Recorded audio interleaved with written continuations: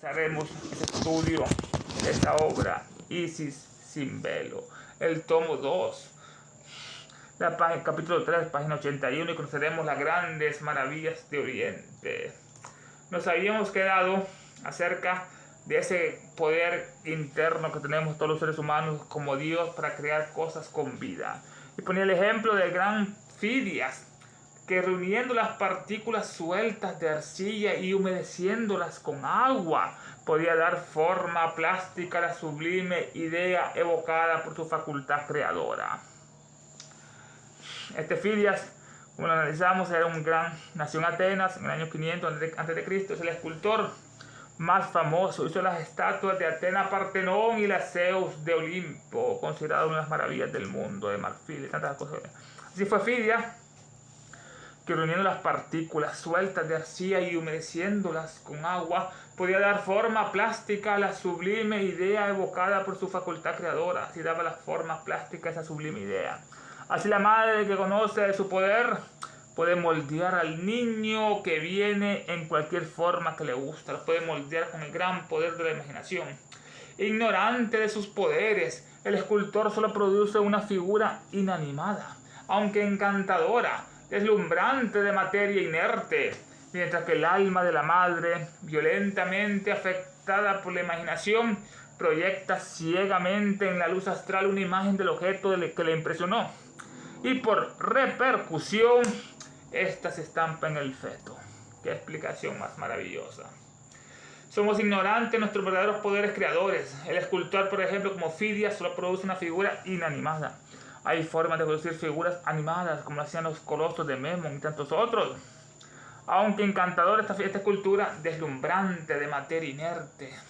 Mientras que el alma de la madre, que estamos analizando el gran poder de la imaginación, mientras que el alma de la madre, violentamente afectada por su imaginación que la afecta en ese estado, proyecta ciegamente en la luz astral, en la casa, una imagen del objeto que le impresionó. Así ella proyecta ciegamente desde su cerebro a la luz astral del segundo plano. Estamos en el cuerpo físico, del primer plano físico, el primer plano astral, pránico, cámico, etc.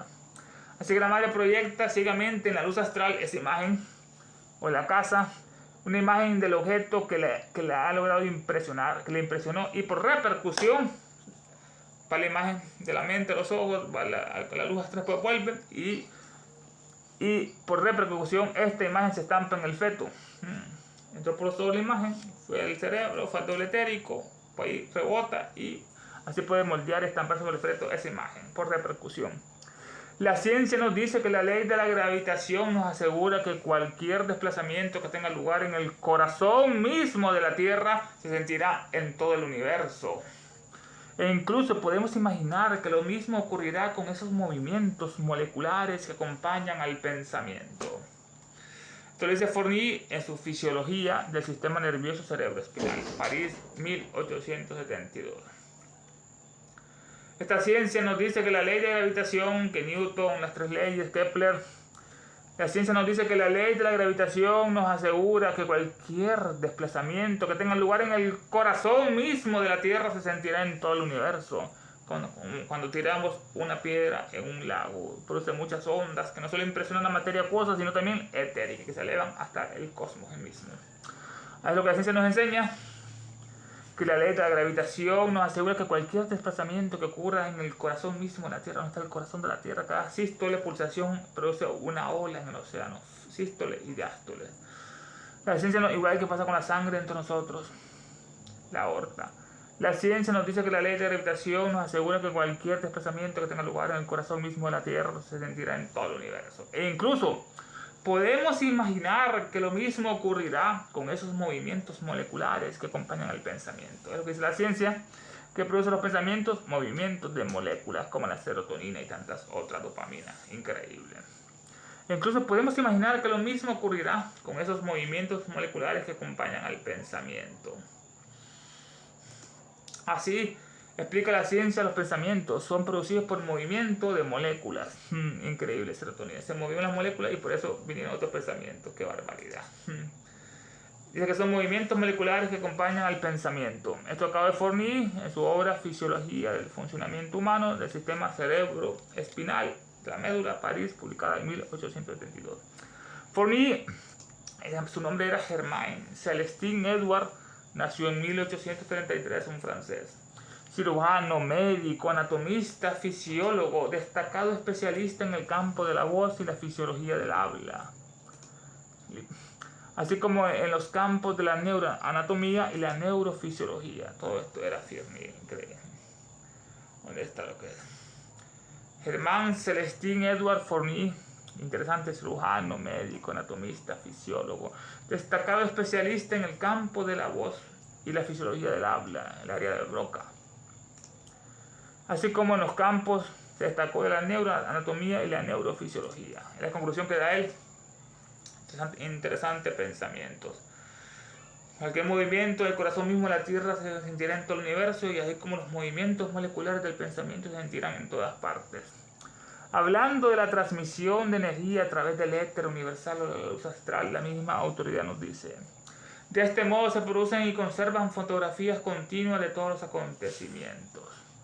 Estamos hablando de esa transmisión de la energía a través del éter universal o la luz astral o la casa. ¿Cómo se transmite la energía?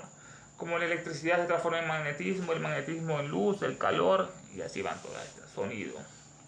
Hablando de esa transmisión de energía a través del éter universal o la luz astral o de la casa, la misma autoridad Fournier nos dice: de este modo se producen y conservan fotografías continuas de todos los acontecimientos. Todo queda registrado en los registros acásicos. Todos nuestros pensamientos, todas nuestras palabras, todas nuestras acciones, todas nuestras encarnaciones de todos los humanos que han habido en este universo completo están registradas, y todo lo que ha pasado en los registros acásicos.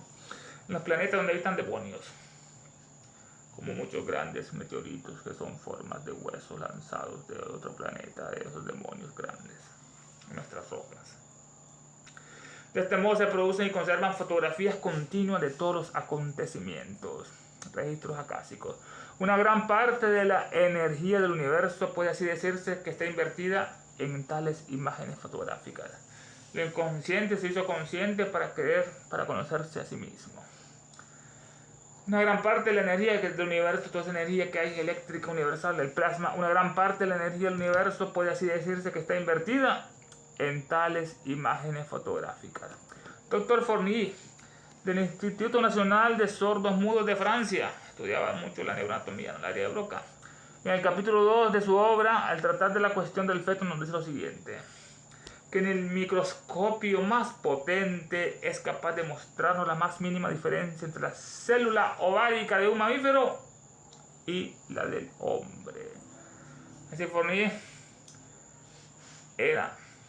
trabajaba en el Instituto Nacional de Sordos y Mudos de Francia. Nos dice en el capítulo 2 de su obra, al tratar de la cuestión del feto, que ni el microscopio más potente es capaz de mostrarnos la más mínima diferencia entre la célula ovárica de un mamífero, una vaca, un perro, y la del hombre. ¿Cuál es la diferencia entre la célula ovárica? No se puede distinguir ni con ese gran microscopio más potente. Con respecto al primer o último movimiento del óvulo, pregunta: ¿qué es este primer y último movimiento del óvulo? Están los ovarios, cada mes un óvulo sale y se instala en la zona pelúcida y produce la menstruación. Con respecto al primer, cuando sale del ovario, el óvulo, y viaja a través de toda la trompa de falopio, va al cuello. Con respecto al primer y último movimiento del óvulo, pregunta: ¿qué es este óvulo, ese movimiento? ¿Tiene características particulares que lo distinguen de cualquier otro óvulo? Según dice aquel, no.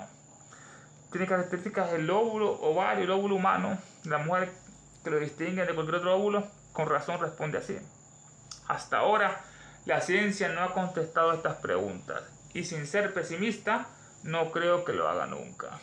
¿Cuál es la diferencia entre el óvulo de un mamífero con el humano? No lo sabe.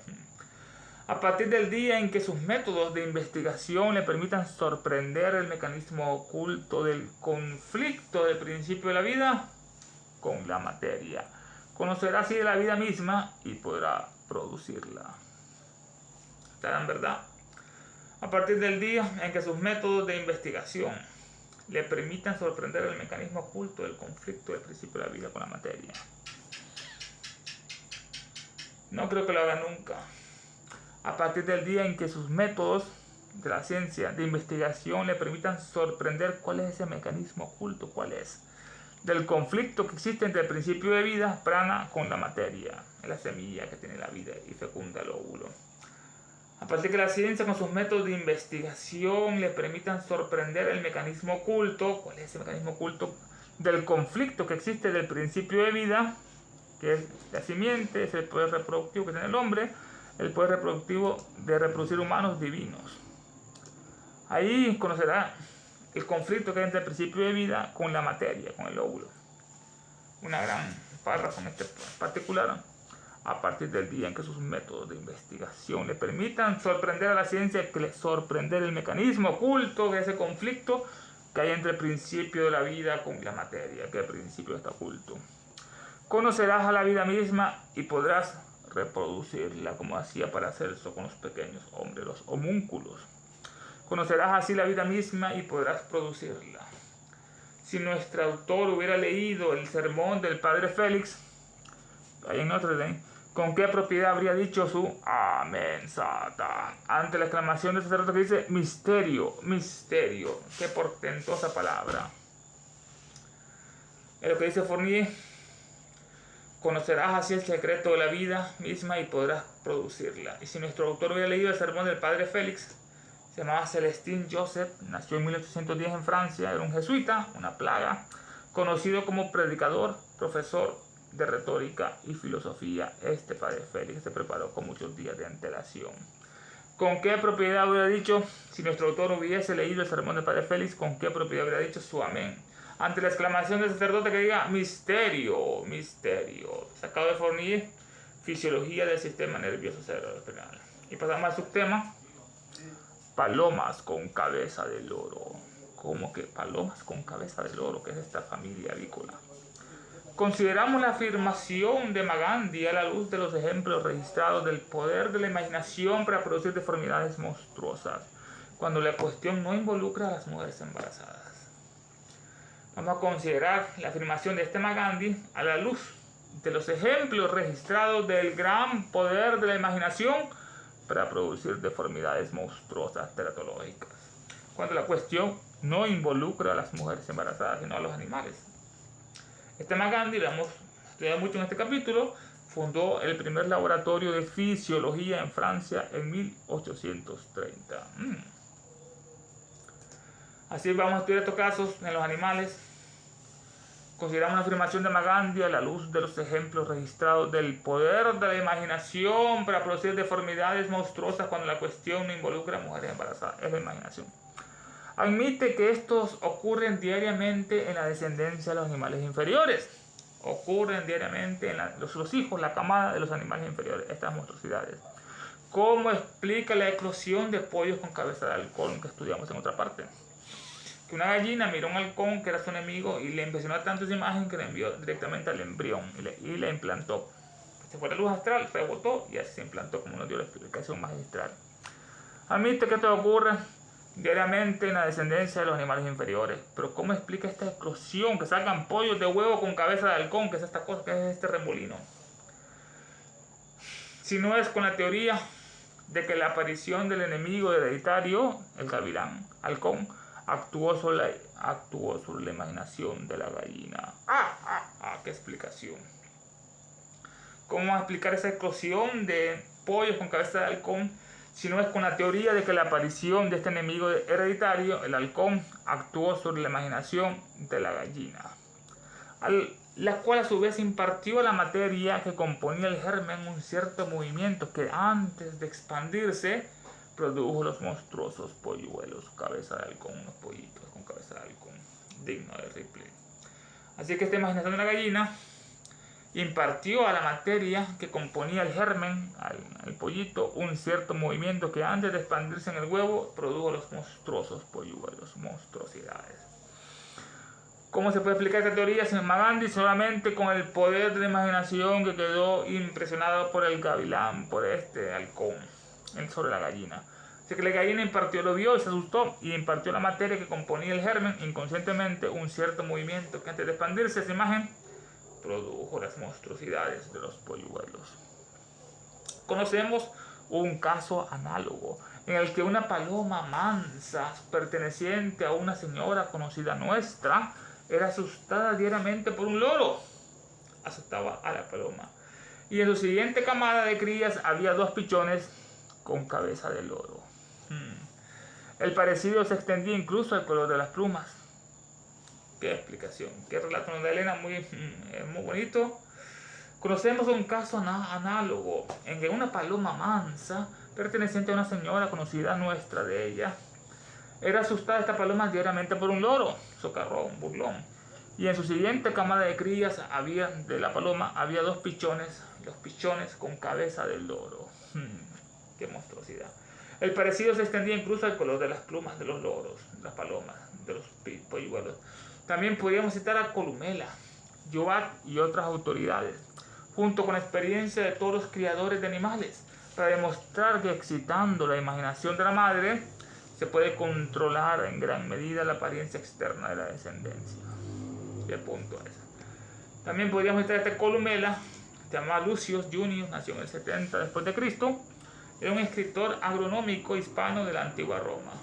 ¿Hasta dónde nos lleva Elena? Hasta la antigua Roma, 70 después de Cristo. Este Lucius Columela, escritor agronómico, hispano de la antigua Roma. También podríamos citar a Columela, a Yobat, se llama William, un veterinario inglés que nació en 1776. Escribía sobre el bienestar animal, ese yo. Así que podemos citar a este Columela, yo y a otras autoridades, junto con la experiencia de todos los criadores de animales, toda esa experiencia, para demostrar que excitando la imaginación de la madre, se puede controlar en gran medida la apariencia externa de la descendencia. Excitando la imaginación materna, se puede controlar en gran medida la apariencia externa de la descendencia. Estos casos no afectan en ningún grado la cuestión de la herencia, porque son simplemente variaciones especiales de tipo causadas artificialmente. Estos casos no afectan en ningún grado la cuestión de la herencia, porque son simplemente variaciones especiales del tipo cuidadosamente causadas artificialmente. La herencia no se pierde, estas son las excepciones, no se excita la imaginación de la madre. En estos casos no afectan en ningún grado la cuestión de la herencia, porque son simplemente variaciones especiales de tipo causadas artificialmente. He aquí la magistral explicación que Elena siempre nos brinda. Solo ella es capaz de hacer esto. Son simplemente variaciones especiales de tipo causadas artificialmente. Pasaremos ahora. Dice, Katrina Crowe discute extensamente la cuestión del poder de la mente sobre la materia y relata a modo de ilustración muchos casos bien autentificados de lo mismo. Esta Katrina Crowe, lo mencionamos en otra parte recientemente, nació en 1803, era una novelista inglesa, dramaturga, escritora de historias sociales y sobrenaturales. Escribió El lado oculto de la naturaleza. Catherine Crowe discute extensamente la cuestión del poder de la mente. Qué poderosa es la mente, por eso nunca nadie nos enseña a dominarla, a controlarla. Así que ella discute extensamente la cuestión del poder de la mente sobre la materia. La mente puede afectar la materia y transformarla, como hemos visto. Y relata a modo de ilustración muchos casos bien autentificados de lo mismo, del poder del pensamiento sobre la materia. Sacado del lado nocturno de la naturaleza de Catherine Crowe, página 434 y siguiente. Entre otros, ese fenómeno tan curioso llamado los estigmas tiene una relación decisiva con este punto. Y entramos a los estigmas ahora, subtema, los grandes estigmas que podrían en las manos, como si fueran perforadas por un clavo, en las piernas o la corona de espina. Entre otros, ese fenómeno tan curioso llamado estigmas tiene una relación decisiva con este punto, la imaginación, el poder de la mente sobre la materia. Estas marcas, estigmas, aparecen en los cuerpos de personas de todas las edades y siempre como resultado de una imaginación exaltada. Una imaginación exaltada es la explicación que nos dio. Los estigmas tienen una relación decisiva con este punto. Estas marcas aparecen en los cuerpos de personas de todas las edades y siempre como resultado de una imaginación exaltada. El caso de la extática tirolesa Caterina Enrich y de muchos otros. Se dice que las heridas de la crucifixión son tan perfectas como la naturaleza.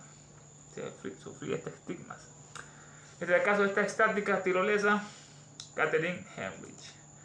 Se llamaba Anna Catherine nació en 1774 en Alemania. Ingresó a un convento de monjas agustinas. A los 24 años comenzó a aparecerle heridas sangrientas, estigmas en las manos y en los pies. Tenía visiones de Jesucristo cediéndole la cruz, que pues era pura, era virgen esta mujer. Tenía visiones de Cristo que le cedía la cruz y ella por eso sufría los estigmas de las manos y los pies y la cabeza en la frente, la corona de espinas. En el caso de esta estática, esto era una meditadora, un convento bastante mística. La excepción a la regla en estas bestias católicas. En el caso de la estática tirolesa Catherine Heinrich y de muchos otros, se dice que las heridas de la crucifixión eran tan perfectas como la naturaleza misma. Increíble. Cierta señora llamada B. von N., no menciona el nombre de ella, ¿quién será?, soñó una noche que una persona le ofrecía una rosa roja y una rosa blanca, y que ella elegía esta última, la blanca, y al despertarse sintió un dolor ardiente en el brazo, y poco a poco fue apareciendo la figura de una rosa, perfecta en forma y color, estaba bastante elevada por encima de la piel. Otro caso nos muestra nuestra querida Elena en este punto. Esta señora que soñó una noche una persona que le ofreció una rosa roja y una blanca, como es siempre una rosa como de mayo a enero para el amigo sincero, siempre una rosa para el amigo sincero, una rosa blanca. Bueno, un verso ahí de San Martín. Cultivo una rosa blanca en el mayo como en enero para el amigo sincero que me entrega su mano franca, y para aquel que me arranca cardos ni cultivos, no cultivo una rosa blanca. Bueno, esta señora B. Bombón soñó una noche que una persona le ofrecía una rosa roja y otra blanca, y que ella elegía esta última. Al despertarse sintió un dolor ardiente en el brazo, y poco a poco fue apareciendo la figura de una rosa perfecta en forma y color, color y forma, y estaba bastante elevada por encima de la piel. Después de la mente lo soñó y alguien le imprimió esa rosa blanca en forma y color perfecta, La marca aumentó en intensidad hasta el 8º día, la rosa, después de lo cual se desvaneció, y al 14º ya no era perceptible a los 14 días. ¡Wow! ¡Qué caso más interesante! La marca de la rosa aumentó en intensidad hasta el 8º día, 8, y después del cual se desvaneció y el 14º ya no era perceptible. Y pasamos a Polonia. Había 2 jóvenes que estaban paradas juntos a una ventana abierta y durante una tormenta. Un relámpago cayó cerca de ellas y el collar de oro que una de ellas llevaba en el cuello se derritió y se fundió. En Polonia ocurrió esto, 2 jóvenes, estos relatos autobiográficos son tan interesantes, todo lo que Elena hacía por todos nosotros, recorría el mundo buscando la sabiduría para entregarla. Así como la recibí, así la entrego, decía ella. No cobraba dinero, que son unos estafadores, timadores. Así que la ventana, en Polonia, 2 jóvenes estaban paradas junto a una ventana abierta durante una tormenta, y un relámpago cayó cerca de ellas, y el collar de oro que una de ellas llevaba en el cuello se derritió y se fundió por el gran calor. Una imagen perfecta de ello quedó impresa en la piel y permaneció durante toda la vida en esta muchacha. Se derritió el oro y le quedó la marca en la piel para toda la vida del collar de oro. La otra muchacha, horrorizada, consternada por el accidente sufrido de su compañera, permaneció paralizada por el horror durante varios minutos y luego se desmayó. Poco a poco, la misma marca de un collar que se había impreso instantáneamente en el cuerpo de su amiga apareció en su cuello y permaneció allí durante varios años, hasta que desapareció gradualmente. ¿Qué explicación puede haber a todo esto, no? Cayó el rayo, derritió el collar, quedó marcado una. La otra muchacha, que no llevaba el collar, quedó horrorizada, consternada por este rayo, por el accidente sufrido de su compañera, y permaneció paralizada por el horror durante varios minutos y luego se desmayó. Poco a poco la misma marca del collar que se había impreso instantáneamente en el cuerpo de su amiga apareció en su cuello y permaneció allí durante varios años, esa marca, hasta que desapareció gradualmente. El doctor Justinus Kerner distinguido escritor alemán, relata un caso aún más extraordinario. Este doctor Justinus Kerner, se llamaba Andreas Justinus, nació en 1786, era un médico alemán, poeta, dio la primera descripción detallada del botulismo, una enfermedad del tétano, Clostridium botulinum, que la gente queda así toda paralizada con contracciones. Dio la primera descripción detallada del botulismo y fue el precursor de las aplicaciones terapéuticas de la toxínica botulínica. Fue el precursor de las aplicaciones terapéuticas para curar usando la toxina botulínica. Este era este doctor escritor. Justinus Kerner relata un caso aún más extraordinario. En la época de la invasión francesa a Rusia, napoleónica, en la época un cosaco persiguió a un francés hasta un callejón sin salida. Y se produjo un terrible enfrentamiento entre ambos, en que el segundo, el francés, resultó gravemente herido. Una persona que se había refugiado en este callejón sin salida y que no podía escapar, quedó tan espantosamente asustado que cuando llegó a su casa, le aparecieron en el cuerpo las mismas heridas que el cosaco le había infligido a su enemigo. Otro relato bastante interesante. En este caso, este es un relato de Justinus Kerner, en la época de esa gran invasión francesa napoleónica que ocurrió el 24 de junio de 1812. Qué mala decisión tuvo Napoleón, armó un ejército de más de 600.000 soldados y se fue y no aguantaron el frío. Llegaron hasta Moscú y ahí le prendieron fuego a los rusos. Tierra quemada. No podía con esa bestia, con ese demonio. El código napoleónico. Josefina. En la época de la invasión francesa, un cosaco, estos son los cosacos, un grupo de formaciones sociales y militares de origen eslavo, que se establecieron permanentemente en las estepas rusas, que brindaban servicios militares a los gobernantes vecinos. Eran un grupo, los cosacos, militares, y ofrecían sus servicios a los gobernantes. En la época de la invasión francesa, un cosaco persiguió a un francés hasta un callejón sin salida, y se produjo un terrible enfrentamiento entre ambos, en que el segundo, el francés, resultó gravemente herido. Una persona que se había refugiado en este callejón sin salida presenció todo esto y no podía escapar. Quedó tan espantosamente asustada por esa batalla, cuando llegó a su casa, le aparecieron en el cuerpo las mismas heridas que el cosaco había infligido a su enemigo. ¡Wow! El poder de la mente, como quedó impresionada esa imagen, entró al ojo, al cerebro, al cuerpo calcarino, llegó hasta el plano etérico y de ahí volvió y reboteó y quedó impresionado en su cuerpo. Así que le aparecieron en el cuerpo las mismas heridas que el cosaco le había infligido a su enemigo. Otro estigma. En este caso, como en aquellos en que los desórdenes orgánicos e incluso la muerte física resultan de una súbita excitación de la mente que reacciona sobre el cuerpo. Otra explicación dice, en este caso el cosaco, no las heridas, el testigo. En este caso, como en aquellos en que los desórdenes orgánicos e incluso la muerte física, desórdenes orgánicos, enfermedad y muerte física, resultan de una súbita excitación de la mente que reacciona sobre el cuerpo. Es la explicación, otra vez, magistral, que Elena nos la brinda. ¿Por qué ocurre eso? Ocurre la muerte, heridas o desórdenes orgánicos resultan de una súbita excitación de la mente que reacciona sobre el cuerpo. La mente reaccionando sobre la materia, sobre el cuerpo.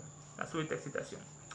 A Magandhi le resultaría difícil atribuir el efecto a otra causa que no sea la imaginación. Y si fuera un ocultista este médico Magandhi, como Paracelso el Grande y Van Helmont, la cuestión quedaría despojada de su misterio. Sabríamos la explicación. Si fueras un ocultista Magandhi, tal vez en otra vida te toca. Magandhi fundó el primer laboratorio de fisiología en Francia de 1830. A él le resultaría difícil atribuir el efecto a otra causa que no sea la imaginación. ¿Qué va a decir Magandhi? ¿Qué fue todo esto? ¿Coincidencia? Imaginación. Esa es la respuesta. Y si fuera un ocultista como el gran Paracelso, Teofastro, un gran hombre, tenía muchos enemigos católicos porque era más adelantado en la época que todos ellos, no tuvo ni un amigo, más bien lo perseguían los católicos acervadamente. Paracelso, aunque curaba a muchas personas con solo sus talismanes, Paracelso, o si fuera como Van Helmont, si fuera un ocultista, la cuestión quedaría despojada de su misterio. ¿Por qué ocurre esa imaginación? Van Helmont célebre médico, filósofo, alquimista belga. Fue el autor del descubrimiento químico más importante de su época en la química. Fue el descubrimiento de la existencia de los gases. Lo comprobó el oxígeno, todo esto. Sobre el cual deberían erigirse más tarde la teoría de la química positiva. Se apoyaron en él. Max Helmont fue el descubridor del invento más importante de su época.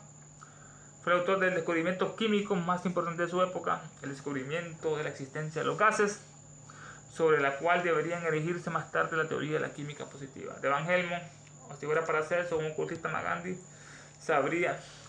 habría abierto el misterio, la caja de Pandora. La cuestión quedaría despojada de su misterio, la llave. El Gandhi entendería el poder de la voluntad y de la imaginación humana. La primera, la voluntad es conscientemente y la imaginación es involuntaria.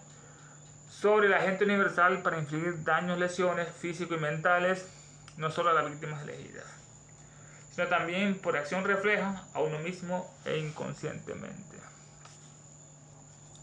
Si Gandhi fuera un ocultista, él entendería el gran poder de la voluntad.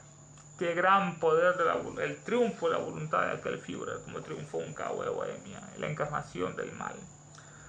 Él entendería el poder de la voluntad, que es la base para hacer la magia, voluntad e imaginación. Así que Gandhi, si fuera ocultista, entendería el gran poder que existe en la voluntad humana y de la imaginación humana, que son el ABC de toda operación mágica. Imaginación más voluntad.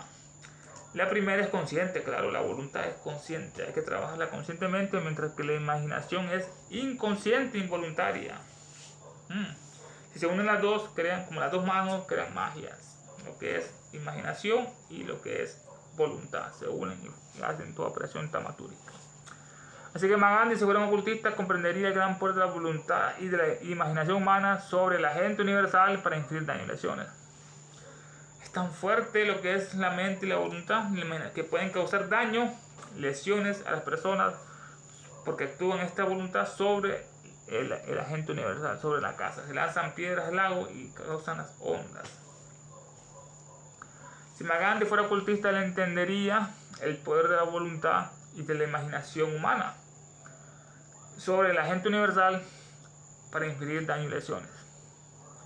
Con el poder de la voluntad y de la imaginación podemos, sobre el éter o la casa o la luz astral, él entendería Gandhi el poder de la voluntad y la imaginación humana sobre el agente universal para infligir daño y lesiones. Así es que se pueden provocar daños y lesiones en las cosas, lanzando el poder de la voluntad, del pensamiento y de la imaginación. Lo lanzan este poder sobre la voluntad, sobre el agente universal, sobre la casa, para infligir daños y lesiones físicos y mentales, no solo a las víctimas elegidas, sino también por acción refleja a uno mismo e inconscientemente. Estos son principios mágicos. Cómo actúa la voluntad y la imaginación sobre el éter o sobre el agente universal para infligir daño y lesiones, como dañar a alguien, como en el vudú, lo hacen así. Causan daños y lesiones físicas y mentales, no solo a las víctimas elegidas por el brujo, sino también por acción refleja a uno mismo, inconscientemente se pueden dañar en este punto. Lo que uno da, uno recibe. Este es uno de los principios fundamentales de la magia. Principio fundamental de la magia. Esto es interesante apuntarlo. Uno de los principios fundamentales de la magia, imaginación, voluntad, cómo actúan sobre la gente. Que si una corriente de este fluido sutil no es impulsada con fuerza suficiente para alcanzar el punto objetivo, la víctima, esta reaccionará sobre el individuo que la envía, como una pelota de goma de la India que rebota hasta la mano del lanzador, desde la pared contra la que golpea sin poder penetrarla. Qué ilustración más espléndida en este punto. Este es uno de los principios fundamentales de la magia, que si una corriente de ese fluido sutil, de ese acasa, ese fluido magnético, ese fluido etérico, ese fluido de la luz astral, que si una corriente de este fluido sutil no es impulsada con fuerza suficiente, que tenga la fuerza suficiente vigorizada para impulsar esa fuerza para alcanzar al punto objetivo, a la víctima, a quien va dirigida, reaccionará sobre el individuo que la envía. Si no tiene la fuerza, entonces reaccionará no sobre la víctima, sino sobre la persona que lo envía, sobre el brujo. Reaccionará sobre el individuo que le envía como una pelota de goma de la India que rebota hasta la mano del lanzador, le lanza a la pared y vuelve la pelota. Así es como tira lo que es el disparo etérico, el disparo acá, y si no penetra la pared, entonces va a rebotar hacia la persona y lo puede dañar. Así como una pelota de goma de la India que rebota hasta la mano del lanzador desde la pared contra la que golpea sin poder penetrarla. Si la penetra, no vuelve la pelota y alcanza su objetivo y destruye a la víctima. Aquí otra magistral explicación de cómo actúa esta ley. Lo que uno da, recibe. Debe ser una potente fuerza magnética de la voluntad y la imaginación para que conducir un gran fluido de la luz astral y que vaya hasta la víctima. Por eso regresa ese fluido así despertado, porque no logró penetrar la pared o la víctima. Hay muchos casos en los que los aspirantes a brujos y hechiceros fueron víctimas de ellos mismos. Interesante. Hay muchos casos en que los aspirantes a brujos, aspirantes y hechiceros fueron víctimas de ellos mismos. Dice Evangelio lo siguiente: el poder imaginativo de una mujer vividamente excitada produce una idea. Esta idea que es el medio de conexión entre el cuerpo y el espíritu. Lo que dice Van Helmont en este punto. Van Helmont dice el poder imaginativo de una mujer vividamente excitada produce una idea. Es el gran poder imaginativo de una mujer vividamente excitada produce una idea. Esta idea es el medio de conexión entre el cuerpo y el espíritu. La idea es el puente, el medio de conexión entre el cuerpo de nosotros y el espíritu, que es la intermediaria, la mente o la idea. La idea es el puente fojático, muy cierto. Es el puente antancaránico. Es la idea, el puente que une la materia con el espíritu, el cuerpo y el espíritu. Es la idea. El poder imaginativo de una mujer vividamente excitada produce una idea, que es el medio de conexión entre el cuerpo y el espíritu. Esto se transfiere a sí mismo al ser con quien la mujer tiene la relación más inmediata.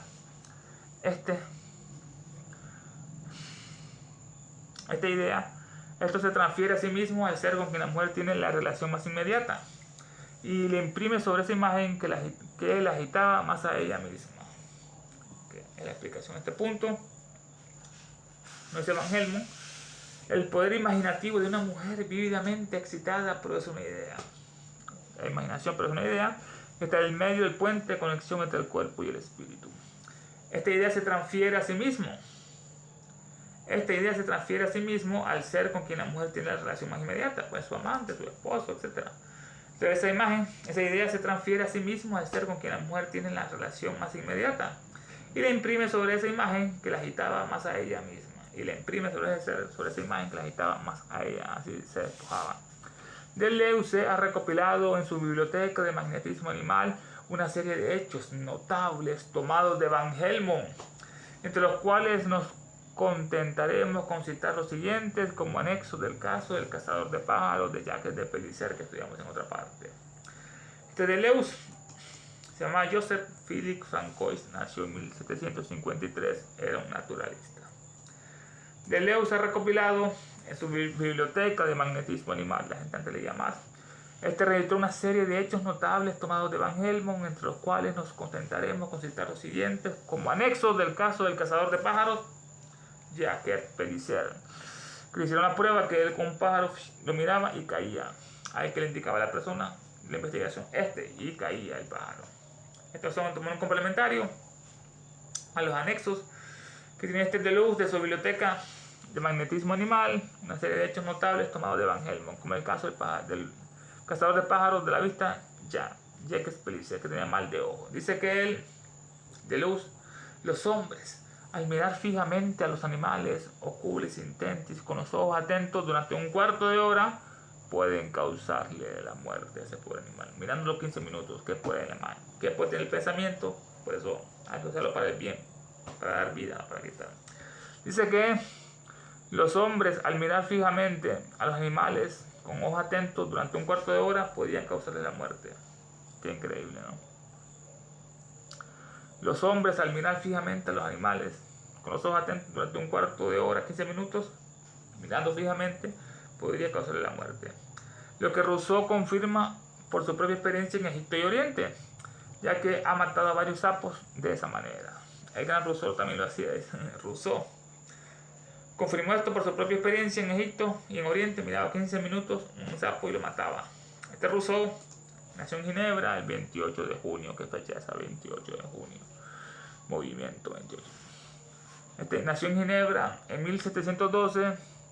Era un suizo polímata, escritor, pedagogo, filósofo, músico, botánico, naturalista y literato, musicólogo, pedagogo, politólogo. Increíble. Rousseau decía: el hombre nace libre, pero en todos lados está encadenado. En la iglesia, en la sociedad, en la escuela. El hombre nace libre, pero en todos lados está encadenado. Escribió El contrato social y Emilio sobre la educación. Tuvo una gran influencia sobre la Revolución Francesa y el siglo de las luces y en lo que es la Ilustración, aunque era enemigo del otro. Lo que Rousseau confirmó que podía matar animales, sapos, con la vista, mirándolos fijamente 15 minutos. Lo hizo en Egipto y en Oriente, ya que ha matado varios sapos de esta manera. Pero cuando por fin probó esto en Francia, en Lyon, el sapo, al ver que no podía escapar de su ojo, se dio vuelta, saltó, voló por los aires y lo miró fijamente con tanta fiereza, sin mover los ojos, que le sobrevino una debilidad a Rousseau que le llevó al desmayo y durante algún tiempo se le pensó que estaba muerto. Hay que tener cuidado con estas cosas. Lo hizo, lo comprobó, mató animales, pero estaba en otra atmósfera más pura, como Egipto o Oriente, más poderosa por el ser humano. Y cuando regresó a Francia, estaba viciado por tantos cigarros, por tantos homosexuales, tantos católicos, entonces el poder de los sapos era mayor que el de Rousseau. Así que mató varios sapos de esta manera, pero cuando por fin probó esto en Francia, en Lyon, el sapo, que era tal vez un rey sapo, al ver que no podía escapar de su ojo, el sapo se dio vuelta. Voló por los aires, saltó y lo miró fijamente con tanta fiereza el sapo, que ganó el duelo, y sin mover los ojos. Entonces Rousseau le sobrevino una debilidad que lo llevó al desmayo, se desmayó Rousseau, y durante algún tiempo se le pensó que estaba muerto. Y ahora entraremos a otro subtítulo: casos antiguos de teratología. Pero volvamos a la cuestión de la teratología. Weiros habla de los prestigios de los demonios, los trucos de un niño nacido de una mujer que poco antes de su nacimiento fue amenazada por su marido, diciéndole que tenía el diablo adentro de ella y que él lo mataría. Pobre, era un alcohólico ese tipo. Volvemos a la teratología. Este Weiros se llama Johan Weyer, nació en 1515 en Holanda. Era médico, ocultista, demonólogo, discípulo y seguidor de Cornelio Agripa. Era ocultista, médico, demonólogo y discípulo seguidor de Cornelio Agripa. Weiros habla de su libro Los prestigios de los demonios, los trucos, de un niño nacido de una mujer que poco antes de su nacimiento fue amenazada por su marido, pobre mujer, diciéndole que tenía el diablo dentro de ella y que él lo mataría. El susto de la madre fue tal que su vástago apareció bien formado de la mitad hacia abajo, pero hacia arriba del ombligo estaba manchado de manchas rojas ennegrecidas, con los ojos en la frente, cíclope. Tenía una boca como de sátiro, orejas como de perro y cuernos doblados en la cabeza como una cabra. Qué increíble cómo estaba ese tipo. Un niño nació esta mujer, lo amenazó entonces el marido. El susto de la madre fue tal que su vástago apareció bien formado del ombligo para abajo, pero hacia arriba, manchado con manchas rojas negras, con ojos en la frente, boca como de sátiro, orejas como de perro y cuernos doblados en la cabeza como una cabra. Pobre niño. En una obra demonológica de Peramatus hay una historia de un monstruo nacido en San Lorenzo, en las Indias Occidentales. De otra obra, otro demonólogo, este se llama Peramatus, el otro era aquel. En este punto que contaba esto, Weiros. Y ahora vamos, en una obra demonológica de Peramatus hay una historia de un monstruo nacido en San Lorenzo, en las Indias Occidentales, en América, en el año 1573. La autenticidad de lo cual está certificado por el duque de Medina Sidonia. Este duque lo confirmó, esta autenticidad de este caso. Este duque, que era un título nobiliario del Reino de España, de Medina y Sidonia. Bueno, el niño, además de la horrible deformidad de su boca, oreja y nariz,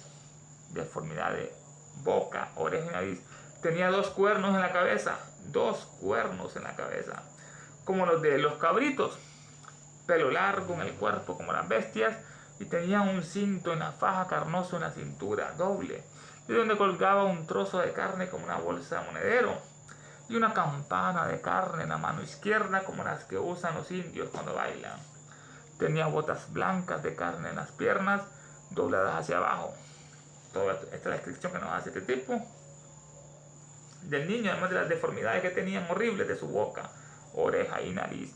Tenía 2 cuernos en la cabeza, como los de los cabritos, pelo largo como las bestias en el cuerpo.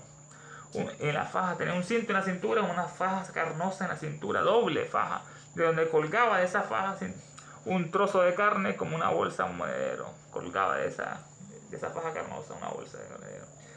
Y una campana de carne tenía en la mano izquierda, campana de carne, como las que usan los indios cuando bailan, unas campanas gigantes que mueven así. Botas blancas de carne en las piernas, dobladas hacia abajo. En resumen, toda la figura era horrible y diabólica, y concebida como resultado de algún miedo o susto que la madre había recibido de las danzas antiguas de los indios. La explicación, otra vez la imaginación, actúa sobre esto. En resumen, toda la forma figura era horrible y diabólica y concebida como resultado, la explicación otra vez, concebida como resultado de algún miedo o susto que la madre había recibido de las danzas antiguas de los indios que bailaban. Tocado de Henry Moore, de la inmortalidad del alma, página 399. El Dr. Fischer rechaza todos estos casos por considerarlos fabulosos y no auténticos. De Wiries, los demonios. Nuestro Dr. Fischer, llamado George Jackson, nació en 1825 en Estados Unidos. Era médico, cirujano, autor, bibliófilo, escritor, coleccionista. Reunió una biblioteca con más de 4.000 volúmenes, interesándose especialmente en anatomía y monstruosidades, biblioteratología. Nuestro Dr. Fischer, muy comentado en otros estudios, rechaza todos estos casos por considerarlos fabulosos y no auténticos. Son fabulosos y no auténticos. Y estamos llegando a la parte culminante del estudio de esta noche, que lo vamos a cerrar con las siguientes evocaciones. Invocación al demonio solar por la guerra del mundo. Nos inclinamos con devoción y reverencia ante la sagrada presencia invisible del diablo en el universo, el logo central espiritual, nuestro logo solar, la jerarquía satánica diabólica, Nuestra Señora Blavatsky, la madre del mundo, el señor Buda, el Manu Vaishnavata, el Bodhisattva Maitreya, el Mahachohan, Mahasura, los 7 Chohanes y los diablos maestros de la gran fraternidad oscura. Y fervorosamente les pedimos que los poderes de sabiduría, de odio, de oscuridad y guerra circunden, encadenen a la humanidad entera. E inspiren a los dirigentes de todas las naciones, especialmente a los que sufren disturbios, guerras, catástrofes, enfermedades, calamidades, hambrunas y tanto más, que aquellos poderes que siempre trabajan por el mal, por el progreso, por la ciencia de la humanidad, inspiren a los dirigentes de todas las naciones para que se establezca sobre la tierra una guerra verdadera y sufrimientos perdurables, que las fuerzas de las tinieblas venzan a las fuerzas de la luz, que el mal, el caos, el sufrimiento encadenen a la maldita humanidad entera, que la guerra y la maldición de los diabólicos seres se derramen por el mundo, que los poderes de sabiduría, tiniebla, odio envuelvan a todos los seres y a todas las criaturas y a todos los hombres y mujeres en esta tierra. Hay una sola vida, una sola satanicidad de hombres y mujeres y una destrucción de naciones. Que el espíritu de desunión y del odio incompasivo que no conoce barreras se apoderen del planeta entero. Que los grandes diablos maldigan y guíen los senderos de la humanidad en 2023 y siempre, permitiendo que cada uno de nosotros vayamos adelante y rindamos los niveles internos del servicio para el cual estamos más capacitados. Que así sea. Guerra, guerra, guerra. Creo en Satanás, padre del mal y señor nuestro, y en su hijo el anticristo, nacido y engendrado de una virgen, Santa Elena. Creo en el diablo omnipotente, padre del mal y destructor de todas las cosas, perturbador de los cielos y la tierra, y en el anticristo, su único hijo y perseguidor nuestro, que fue concebido por obra del espíritu maligno y nació en la sacrílega y bella virgen. Fue glorificada por los hombres y reinó sobre ellos. Subió al trono del Dios Todopoderoso y sentado junto a él insulta de ella a los vivos y a los muertos. Creo en el espíritu del mal, en la sinagoga de Satanás y en la comunión de los malvados, en la perdición del cuerpo y en la muerte y infierno perdurables. Satán. Del cielo cayó un lucero, su nombre es, oh luz cósmica manifestada, oh unidad de la vida única, oh celeste chukra resplandeciente, o inmanifestada conciencia proterva, o fojat indómito dietérico, o eterno entre los eones, o rayo prometeico mamantárico, que tu luz descienda hacia nosotros, que la fuerza se enciende, que el gran Satán prevalezca. Y que todo aquel que se sienta uno contigo, sepa por lo tanto que no es uno con todo lo demás. Despertad, criaturas dracónicas, es hora de volver a la superficie. Él volverá, es el fin de una era. Satanás es nuestro Dios, nada nos faltará. Blavatsky es nuestra diosa, todo lo perderá. ¡Ave Satán!